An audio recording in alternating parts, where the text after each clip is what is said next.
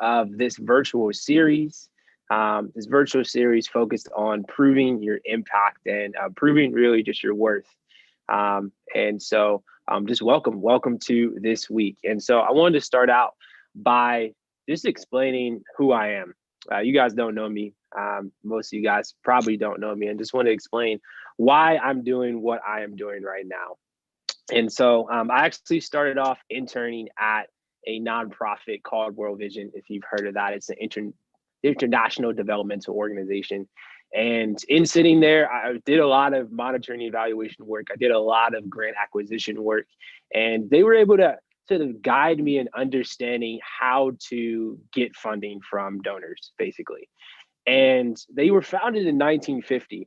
And so through that period of time, they were able to actually get to this place of receiving millions of dollars of grants and millions of dollars from donors. But it took them so long to get there. They founded in 1950. They probably didn't end up getting that amount of money until probably around 2000. So you're talking about 50 years of trying to figure out how to best acquire funding. And so for me, I don't know about you, but for me, I don't want to take that long. And so for me specifically, I was like, what can I do to help nonprofits not have to take 50 years to get to this place of acquiring as much funding as even an organization like World Vision? And so what I did was I asked them, so what is the best way to be able to do that? How can I help out nonprofits? And one of the things that they said was the only way that you can help nonprofits out is by them having experience. Like they have to experience it themselves. And I don't know about for you, but for me, that was a little bit off-putting. Like I don't want to have to experience something for 50 years or more just to be able to acquire the same amount of funding. No, I want to learn from someone else's experience. And so for me, I was like, how can I help nonprofits to be able to learn from maybe World Vision experience or learn from other people's experiences rather than having to do themselves? But there was another problem with this. The other problem with acquiring funding was it was overly complicated. And I don't know about you, but I'm more of I need everything synthesized. I need everything simplistic. I just need everything just simple. And so for me, it was that complicated process was only understandable and digestible to a few. And so I had a severe issue with that. And so I was like, how can I figure out how to synthesize this overcomplicated problem or overcomplicated process to in a way that can be easily digestible to nonprofits and organizations? And that's where we were like, and our team was like, we want to get to this place of helping nonprofits make their focus grant their nonprofits impact on the community. And thus, that's how we created a Focus Grants. And as I look to the side, the only reason I'm looking to the side is to stay on track because I know you guys' time is valuable and I want to make sure that I'm conscious of your time. And please, if you have any questions, please just put in the chat. For saving the questions for the end, there will be a Q&A. And so we do have someone looking at the chat for any questions that you guys may have. So why is this series valuable or really invaluable? And so for me, this series is invaluable personally because we're going to be taking you, our team is going to be taking you through 20 weeks of an intensive material on proving your impact, on proving your worth. It's going to come down to really two things, overarching two things that I'm actually going to talk about today. One, it's about developing a relationship. And that seems really weird. Like, how am I going to bring everything back to a relationship? Well, the funny thing is, when it comes to relationships, whether positive or negative, we all have experience with them. And that's why I love to bring it back to this is going to be a relationship with your donor. And everything you can think about and imagine in terms of relationships are probably going to apply when it comes to this relationship with the donor. But the second thing is developing a culture of learning. And what I mean by that is you're developing a culture of trust with the donor and with outside organizations or external funding. And so what we're going to do is we're going to focus on those two things. And that's the overarching things that we're going to focus on for today. But with that being said, what I'm going to actually do is show a graphic that actually is going to really just synthesize everything for you so you have something to take away from this. And so I'm going to ask if that person can share that screen really quickly. And so When you look at this, this is all going to be about building a relationship. When you look at this graphic, I want you to immediately think about relationship. And so we're going to go more into this a little bit more. But if you have to take a picture, if you have to save it, whatever you have to do, hold on to this graphic. And so what I'm going to do is, even after this, I will send it out to everyone that is streaming, everyone that's on this call. I will send it out to you guys so that you have it. So we can take the graphic down now, actually. But so let's talk about building a relationship, right? So in relationships, we want a relationship. Actually, I can't say that. I can't say that we want a relationship with everyone. But in relationships, especially with donors, donors do want a relationship with everyone. But the issue is that they can't. They can't possibly form a relationship with everyone. And I think the other side of it is, just because we say that we are worth having a relationship with doesn't mean that the donor has reciprocated that. Doesn't mean that the donor thinks that we're worth being in a relationship with. And so we have to figure out how to bridge that gap. How do we get to a place of making ourselves seemingly attractive in a way, but putting ourselves in the position, putting yourselves in a position so that the donor wants to form a relationship with you? How do you go about doing that? And I think a very simple way of thinking about it is, well, through love languages. Yes, I did say love languages. Think about it just in any general relationship. I, just because I say I love you doesn't mean that you consider being loved by me. And so I'll give you an example with my wife. Her love languages are her main ones are acts of service and quality time. And so I'm really good at quality time. But if I don't figure out how to grow in her love language, her main one being acts of service, well, it would have been hard for her to even want to be in a relationship with me because I'm missing out on one of her love languages. I think that's what we do with donors. We don't know what their love languages are. And even if we do, well, we don't really grow in them. And so those four categories that you see that's attached to the grand positioning on that graphic, those are the four love languages of the donors. And so I'm going to actually just quickly go through them so you guys have them. So the first one is monitoring and evaluating. What does that mean? Monitoring and evaluating at its core is just proving your impact. It's proving your worth, proving how someone else sees you, proving that you are valuable to the donor in this relationship. The second one is technical branding. Technical branding has everything to do with maybe your social media following, maybe your website design. I know my wife does a lot of that, website design, stuff like that. That's what your technical branding is, where you're able to develop a following on an online platform. Then you have cultivation. Cultivation has everything to do with relationship building. Building relationships are so vital to this relationship with the donor. And that's what you really want. You want to figure out if you're even strong in building that or having that cultivation with the donor. And so the last one is proposal bidding. Proposal bidding at its core, again, is just simply two things really. Are you really good at acquiring funding? And are you really good at finding out where funding comes from? And so those two things, and you want to, in that actual state, you're figuring out if you're really good at writing grants as well. And so those are four different love languages that the donors really do look for.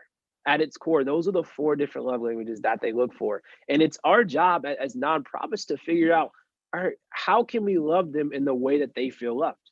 If these are their love languages, well, how can we go about building this relationship with them? And so with that being said, well, let's transition to this idea of the second idea of developing a culture of learning. And so a culture of learning, like I said in the beginning, is where you have this culture of trust. I know for me personally, it is really easy to let someone see the ending state of my growth. What do I mean by that? I don't like to allow people to go on a journey with me. I don't like to let people see me as seemingly weak. I actually like people to see me as I'm at this end product. Look at what I've done. And I think that's what can happen when it comes to us asking for funding. The donor doesn't really know us, that we're sort of private, we're sort of unknown. But I think a part of that is because we do not allow the donor to see our journey of growth. We don't allow the donor to see how much we have grown in this process. I think a great example is the nonprofit I work for now. Actually, it's called Hope for Kids. And in this nonprofit, what we did was we were able to get funding from this one donor last year. It was around $200,000. And what happened was they would tell us, well, in order to make yourself more attractive to us, for us to give you more funding, well, you need to work on this. And we actually asked them what we needed to work on so they would tell us rather than just us figuring out by ourselves. And what happened from that was we were able to grow in the way that they thought would be best. And when we were able to grow, we were able to grow in, oh my gosh, the donor now sees us as worth investing in. And I think that's the huge part about developing a culture of learning is you're trying to make yourself be seen as you are worth investing in. The beautiful thing about that is you as a nonprofit already know that you're worth investing in. You already know your worth. If I asked each one of you individuals, what's the worth of your nonprofit, I guarantee you would say over $1 million. Or probably even more. Or probably it's so invaluable you can't even put a number on it. But I think the downside to that is that just because we see our value and our worth as that much doesn't mean that the donor does. And so we need to figure out where in the eyes of the donor they see us. They see us in this relationship with them. And so where do we start? So we talked about building this relationship with the donor. We talked about developing a culture of learning. Well, so how do we know as nonprofits where to begin? Well, the beautiful thing is that each and every one of you guys have strengths. You may not believe that, but you do have strengths. I'm going to keep going back to this relationship example. For me, my strength was quality time when it came to love languages. And so for me, I fanned into flame that strength. I grew that strength so much so that it was the very thing that was seen most of all. But then at the same time, I figured out the other things that I needed to work on. And so I found that other one thing that I could bring along and grow in that I was sort of weak in while fanning into flame my strength. I think you can do the same principle when it comes to this relationship with the donor. You need to figure out as a nonprofit what you are really already strong in. What you are really already strong in. Maybe you have a great technical branding presence. Maybe you already have a website created. Maybe you already have an Instagram. Maybe you already have a TikTok. Maybe you already have a huge following on that. Maybe you've already been established in your nonprofit for 5 to 10 years. And so you've had an opportunity to build those relationships with donors. And so you're already good at cultivation. And so the reason I say that is my intention and my primary goal is not to get you to do business with me. No, my focus is I want to value you above myself and put you in the best position possible for you to acquire funding. And the best way that I know how to do that is you have to figure out what your strengths are right now. You have to figure out what you're strong in. And maybe you're strong in evaluations, maybe you're strong in cultivation or technical branding or writing proposals. But I guarantee you, you are strong in one of those areas. And that's so vital to figure out because it's a strength-based approach. You want to figure out, where can I start? Well, you start with your strengths. You start with what you're already good at, but that doesn't mean you neglect the very things that you need to work on because these are love languages of the donor. You just need to figure out, all right, what is something else that I can grow in? Yes, I do focus on evaluations, but maybe it's not your time to focus on that, which is it's okay. And maybe it is, which is awesome as well. but you want to figure out what your strength is so you know where to start. I did have a question for you guys, but I'm going to imagine you raising your hands. I was going to ask you to raise your hand if you're a dreamer, or raise your hand if you're a planner. And actually, it did that in the spotlight exercise that we had this week. But the reason I wanted to ask that question was simply because I think a lot of us can be dreamers, a lot of us can be planners. Some of us are planners or realists or whatever you want synonym you want to use for that. But the beautiful thing of that is when they're able to work together. And so that's why I call it sort of this section a dollar and a dream. Yes, I totally got that from an artist, a musical artist. And so I'm using sort of his terminology, but it really does highlight a really good principle for this, especially when it comes to building this relationship with your donor. Is in a dollar and a dream. Well, a dream ultimately is this is something that you see as a vision. It's something that you see as possible. You see this as I can and get there. And maybe you don't see it as possible now, but what I mean by you see it as possible, you see it as I actually see this happening at some point. Maybe not right now, but I see this happening at some point. But the thing about the dollar in that dream is that if you have a dollar and you have that dream, you need to have a plan. The only way that you're going to be able to take that dollar and multiply it to be able to make that dream happen is if you have a plan. But also, if you have a dollar, you have to be realistic with yourself. You have to figure out what is the next step that I can look forward to. And thus, that's why I like calling it a dollar and a dream. And so, what are some questions that you as an organization can ask yourself to figure out where you are? Well, I think first you have to ask yourself on a scale of 1 to 10, how strong is your organization in each category? How maybe you're how strong on a scale of 1 to 10, how strong am I in, let's see, proposal bidding? Oh, I don't think I'm really good at writing grants, and maybe I'm good at finding funding. Well, maybe you put yourself at a 5. And then maybe in evaluations, you're like, I've never done this. I think I would put myself at a 2. Well, by doing that, you're able to figure out what you're already strong in and then what you really more so need to work on. And I think that's the first step. You just have to figure out on a scale of 1 to 10, how strong are you as an organization in each of these categories? Because again, these are the love languages of the donor. But I think the second thing that you probably should do is you have to ask yourself, what ranking is impossible? What ranking do you see as impossible? On the spotlight session, I asked one of the individuals, a part of an organization, what he saw as impossible, and he said actually going lower. And so there are different responses to what they see, what you may see as impossible. But maybe another organization, you'll see getting to a place of evaluating impossible is your number 10. A 10 is impossible for you. And that's okay, because the next question you should ask yourself is, what ranking do I see as attainable? What ranking do I see as impossible? And what ranking do I see as attainable? Because, and I keep saying the beautiful thing of it, because there is a lot of beauty in this. The beautiful thing of that is you are able to take two strengths that ultimately you may seem they're contradicted, but they work together.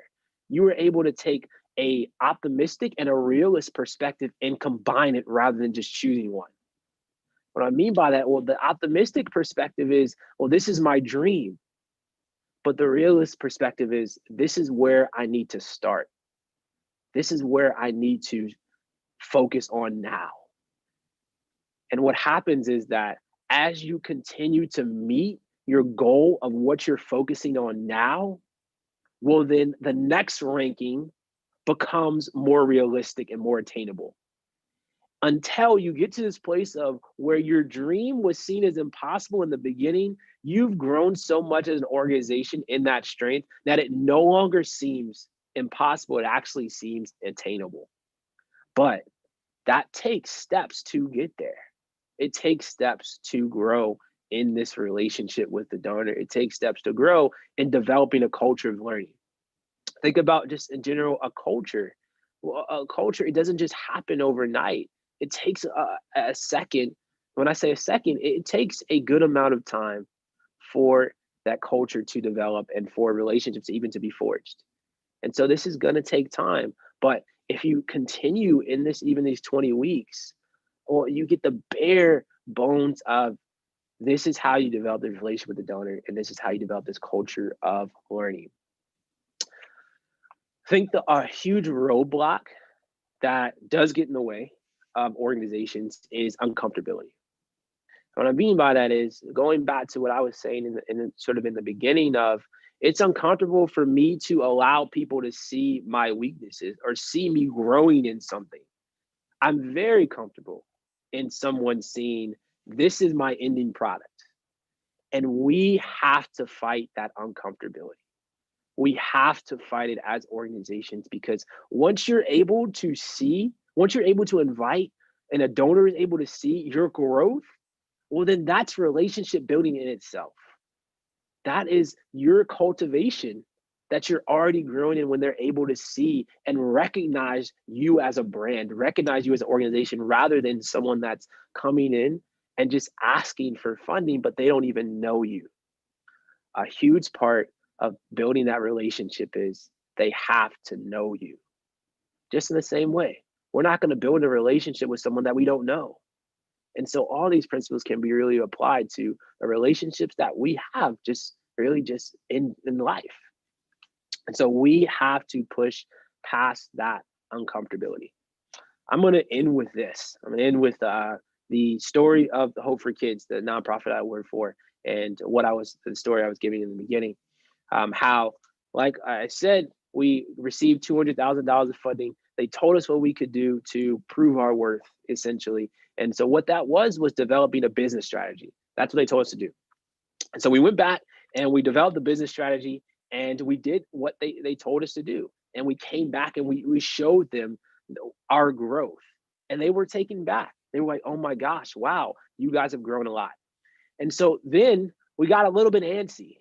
And rather than asking for $200,000, we actually shot for asking for $1 million. And probably some of you guys are laughing like, oh my gosh, like, wow, you went from 200,000 to $1 million. Now, did we actually get it? No. But here's the beautiful thing of it is that we got more funding than what we got the last year because we took them along our journey of growth. They saw us as worth $200,000 before. Well, now they see us as ×2 because we took them along the journey of growth and we took the advice and they knew who we were. And we started to actually apply all the things that I'm telling you to apply even now. So what we did was we created our organization structure based off of these love languages. So our teams are actually divided into monitoring and evaluating, cultivation, technical branding, and proposal bidding. Those are our 4 teams so that we hit every love language of the donor so that we are properly going after building this relationship with the donor again. Now, maybe some of you guys are like, I don't have the capacity to do that. And that's okay. I think the thing is that if you don't have the capacity, you can figure out again through those questions what your strengths are. And so as you figure out what your strengths are, maybe you only have the capacity to grow in cultivation or focus on cultivation. Well, then focus on that. Grow in that because that is a vital love language of a donor. And then figure out if you can take on something else. So I end and leave you with that. Is that this is the first week of grant positioning. That was the topic we were focused on, of putting yourself in the best position possible to receive funding. And the way to start by doing that is by building this relationship with the donor. And the second part of that is developing this culture of learning. And so now, if anyone has any questions, I'll be taking any questions from here or from the live chat.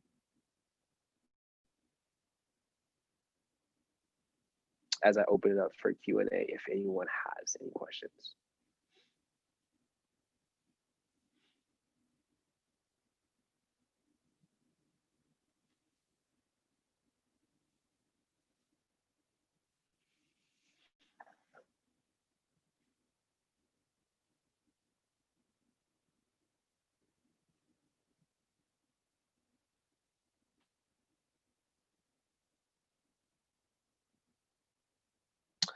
You can talk if you want.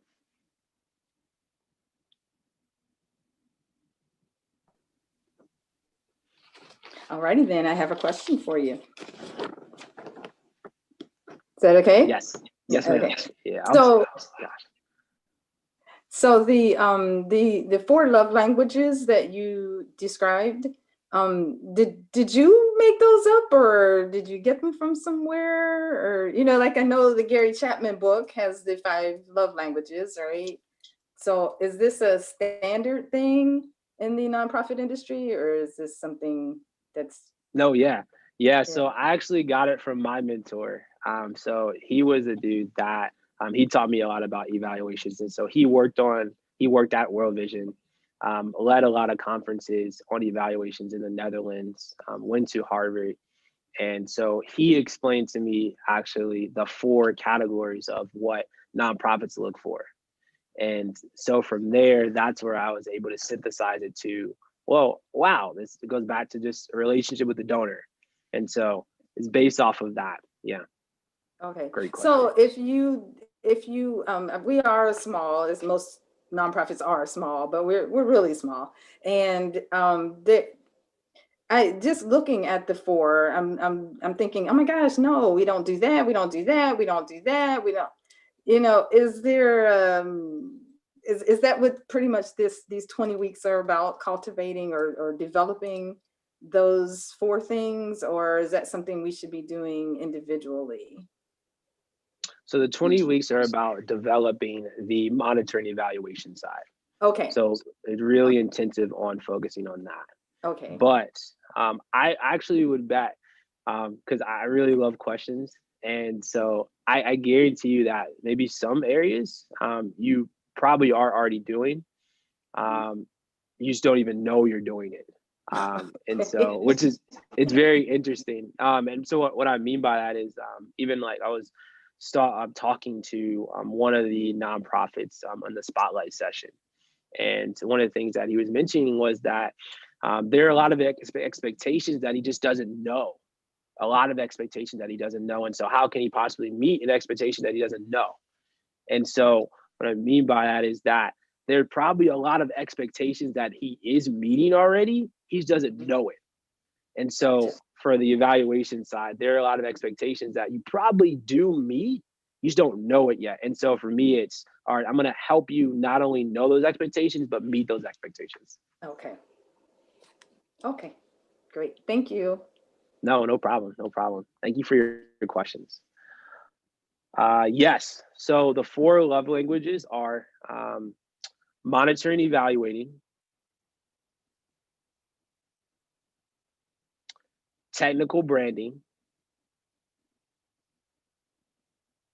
cultivation, and proposal bidding. And what I will do is I will still send out the graphic after this series. And what I can do is also share it so you can see the graphics, so you can take a picture.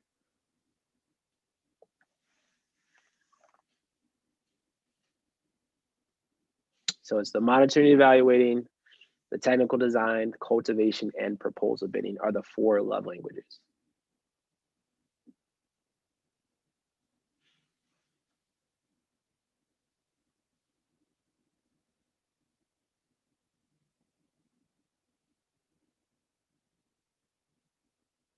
Awesome. Awesome. All right, I'm going to take it down now. And I have a question. yes, sir. So how I hear you spoke about being uncomfortable and working on like focusing on your strength. And I know we're talking about nonprofits as a whole. However, how it's plenty of people within that nonprofit. So how can one focus on their cultivating their own strengths and abilities within that nonprofit? Yeah. So, yeah, yes, sir. I think I do. So when I'm talking about strengths, I'm talking about organizational strengths. And so in your organization, I guess a really good example is that maybe in your organization, like your organization holistically is really good at, say, technical branding. Like that is your focus. And so you want to just grow in that. But maybe you as an organization, I think this is where you're getting, you as an organization, you have individuals that are really good at multiple parts of those love languages. So you have an individual that's really good at technical branding. You have an individual that's good at proposal bidding, another individual that's good at evaluations. Well, maybe you as an organization have the capacity to then focus on all those three at the same time. But you have three separate teams that are doing that. And so it really is based off of where your organization is at and your capacity. But that will be my response to that. And hopefully that's what you were asking.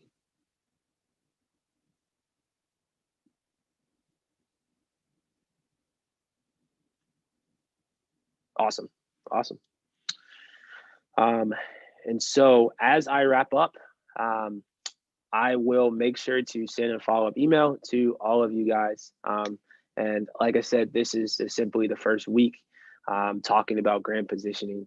And so next week, we're actually going to talk about intended destination.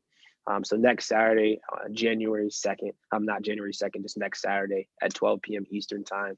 And please, if you have any more questions, please feel free to email me or just go to our website to schedule a free consultation. Yeah, please feel free to do that. And the date is actually January 9th. So yes, the web address, I can put it in the chat right now, actually.